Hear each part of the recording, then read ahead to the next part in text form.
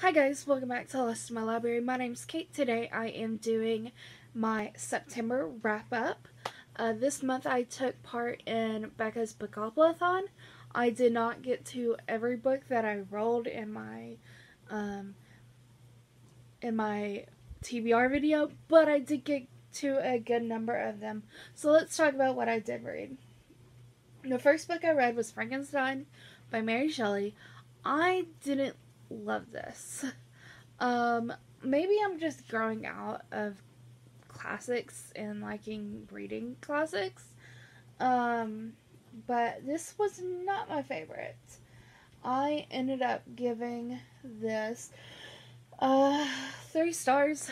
It was okay. It's a classic. You can't really say much more. I kind of wish I miss having classes where like I could talk about this with other people and see more of the merit of the literature itself. This is obviously an important piece because when it's written by a woman during the time period that it was written in, I'm not sure, 1800s, probably. And 2, it's a horror novel written by a woman, which is unheard of probably during that time, but not impossible. Obviously, by Frankenstein's own creation just being there. It's different than what you would think Frankenstein when you think what Frankenstein is like now. Frankenstein's monster is a lot more human-like than what he's portrayed as in media today. He's kind of this just mindless monster, but in the book he's more human-like than what that is. It's very interesting. And I'm giving 3 stars. It's fine. If you like that kind of thing, I definitely recommend giving it a shot. The next one I reread was Shadow and Bone by Leigh Bardugo. I wanted to reread this because season 2 is coming out next year, probably. Probably next year. The teaser came out. I'm very excited. I'm very excited. The teaser was a lot, but like, I'm excited for the show to have season 2 come out. It's so good. I don't think I've been so much excited about a show in a long time, besides the Percy Jackson show. But Shadow and Bone, I realized the end part is I actually wish they had done that more in the TV show, but they were including the crows, so they had to change the ending bit because the ending bit had the mashup of the meeting. So I guess had to, but like the end part of the book is actually not that bad because it's Alina and Mel just kind of like running away together, and then like the ending part where they get captured, and then like Mel is thrown overboard in the fold, and then Lena breaks out of the Darkling's power and just like saves Mel and leaves, and like maybe I need to rewatch that part. Maybe some of that happened in the TV show, but that part is so good in the book. It's really, really good. Enjoyed it. I'm very excited. Hopefully I'll reread Siege and Storm here fairly soon. The next book I read was Pulse, and this is by... Sorry, I'm trying to remember what his name is. His name is Michael Harvey. This is about a kid who his brother dies and he has powers. The powers are not explained at all. I feel like it's almost like a werewolf what happens to him, but like the powers aren't really explained and he doesn't really use his powers all that much. And it's kind of a murder mystery of trying to figure out like who killed his brother. And there's a lot going on in that book, including maybe time travel, of like his past self coming back and helping him. It's a wild ride. It doesn't explain anything. I ended up giving it.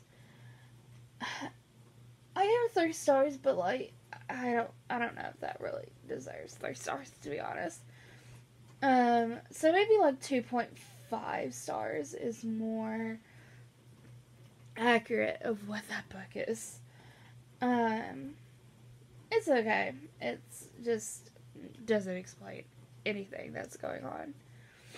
And the superpower part is like non-existent, basically. So, and then the next 2 books that I finished were Cream of the Crop. Really, really good.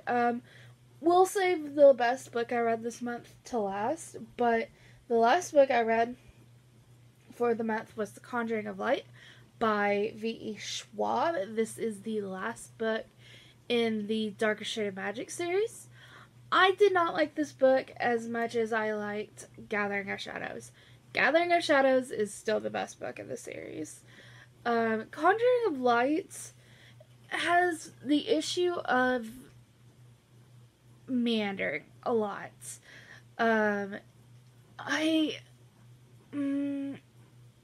Like, so much happens in the first few chapters, and then it just slows to a crawl until the very last few chapters.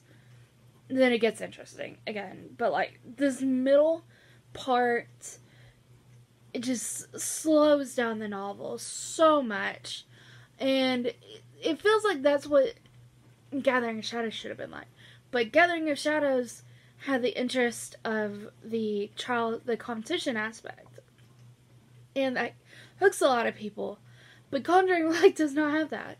Conjuring Light just slows down for a good bit and then picks right back up at the close to the very end. And I'm excited to continue. I know that V. Schwab's plans to write more in this world, a sequel series. So I'm excited to continue reading when following Kel and Rye and Alucard and Delilah. Excited to follow them more. I know there are graphic novels as well. One is about Rye's dad, and like his backstory. So I would like to read that. But Conjuring of Light, I still gave it 5 stars. Maybe more like 4.5 stars. Because even though I love these characters, it's a fitting end. I think Holland is the VIP of the book. He really outshone everybody. And honestly, Holland outshone everybody pretty much throughout the whole series. Really love Holland. Holland stole my heart. But, yeah, I think that's all I've got to say about that. I think his end is fitting. Honestly, could have done more with Holland. But I think his end is fitting and well deserved of what happens. Not going to spoil it. So the best book I read this month was Project Hail Mary by Andy Weir. I read The Martian in, was it August that I read The Martian? I read The Martian this year. Oh, there it is. Yes, I did read it in August. So I read The Martian in August. Loved it. Great. I need to still read the book, or watch the movie. And then I was like, okay, I need to read Project Hail Mary, because I also own Project Hail Mary, and just continue with this train. I loved Project Hail Mary as much, if not more. I think I like Project Hail Mary more than I like The Martian, and I'll tell you why.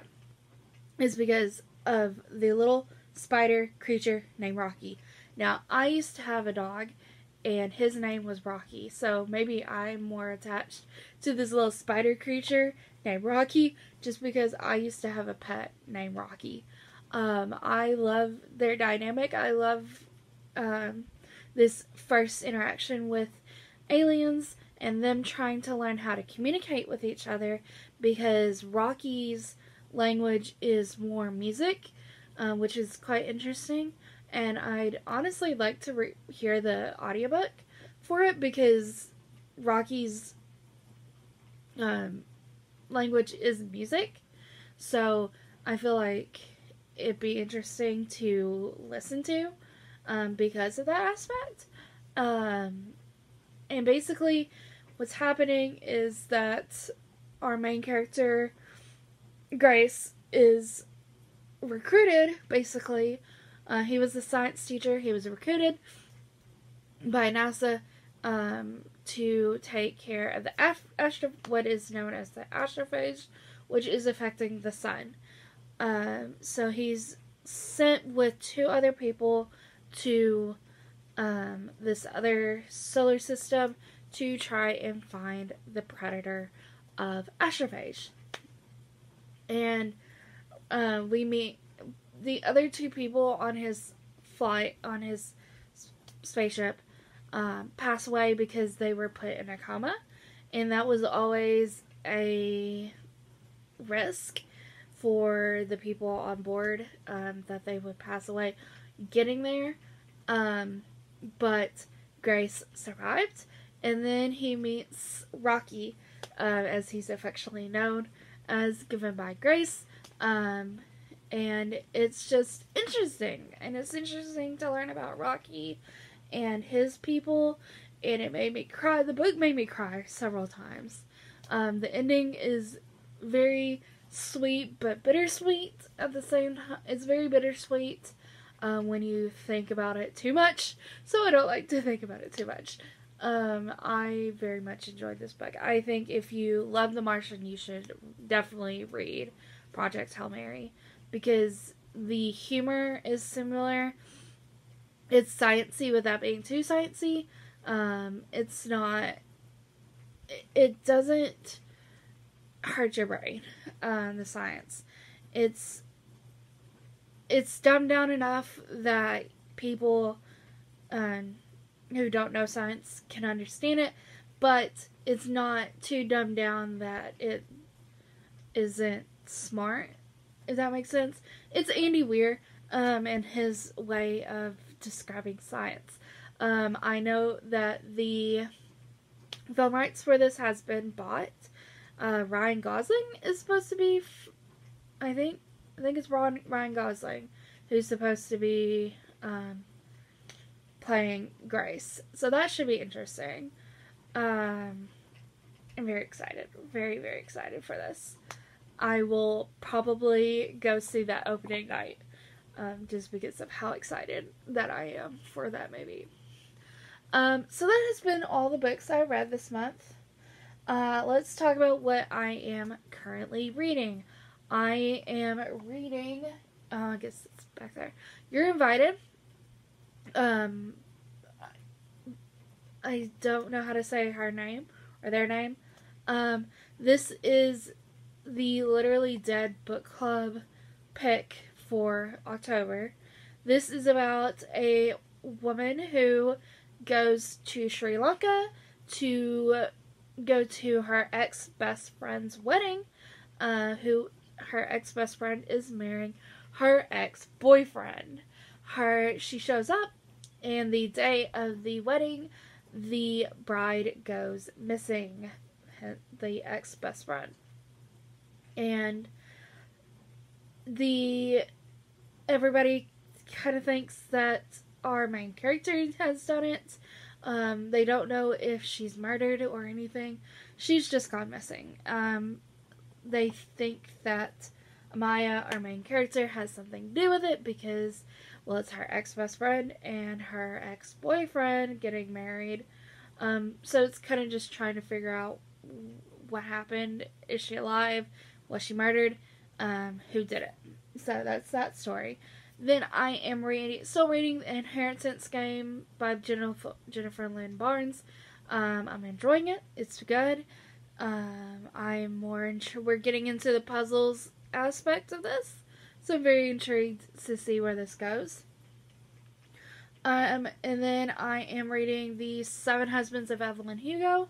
Very much enjoying that. That is not something I thought I was going to enjoy, but I really do enjoy that novel as well. And then I'm also reading A Promised Land by Barack Obama. This is his autobiography. And if you watched my last video, I had put this on my 10 best books of the year that I've read so far. And it's still holding up to that. I obviously we'll talk about these books when I do finish these books.